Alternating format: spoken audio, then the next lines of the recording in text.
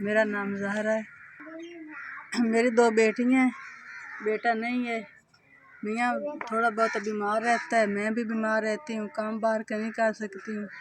साड़ी इस मेरी गुंजाइश नहीं है कि ऐसे रोज़े रख सकिए। SVS आपकी मेहरबानी, शुक्रिया। 1 महीने का राशन हमें पहुँच गया है। आप पाक आपको बहुत ज़्यादा दे।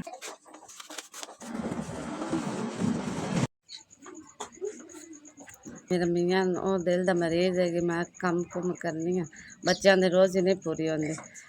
ਆਂਢ ਗੁਆਂਢ ਕੋਲੋਂ ਨਾ ਲੈ ਤੇ ਕਦੇ ਕਿਸੇ ਕੋਲ ਨਾ ਗੁਜ਼ਾਰਾ ਲਾ ਤੇ ਕਰਨੀ। ਐਸ ਤੁਹਾਡੀ ਬੜੀ ਮਿਹਰਬਾਨੀ, ਸ਼ੁਕਰੀਆ। ਜੋ ਸਮਾਨ ਤੁਸੀਂ ਭੇਜਿਆ ਉਹ ਸਾਡੇ ਕੋਲ ਪਹੁੰਚਾਇਆ। ਮਾਂ ਰਮਜ਼ਾਨ ਦਾ ਰਾਸ਼ਨ ਜਿਹੜਾ ਤੁਸੀਂ ਦਿੱਤਾ ਹੈ।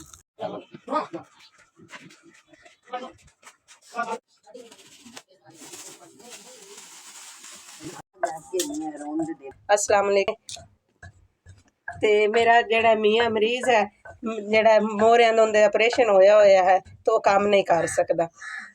मैं इत्थे जिमींदारां दे घरे कम्म करनी हाँ, ते ओह् महीने दी तनख्वाह दिंदे न, 2-2 महीनिਆਂ दी तनख्वाह जेड़ा है पी जांदे हैं।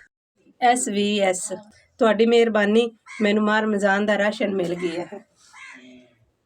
अल्लाह पाक तुहानू इतना देवे कि तुसी साडे रंगिਆਂ नू देंदे देंदे जेड़ा है ना थक्को ना।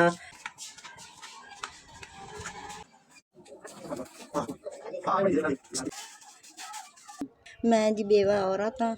मेरे साई नू 15 साल हो गए फौत होए।